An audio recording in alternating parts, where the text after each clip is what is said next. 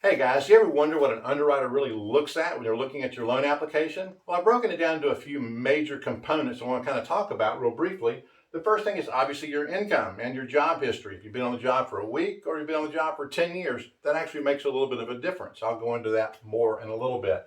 Also, they're going to look at your assets. Do you have enough for the down payment, but also closing costs? And then there's another thing they look at called reserves, and we'll talk about that.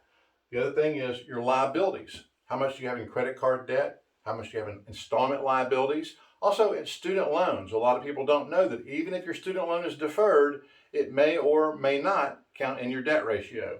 Then they're going to look at your credit score, which ranges from about 435 to about 840.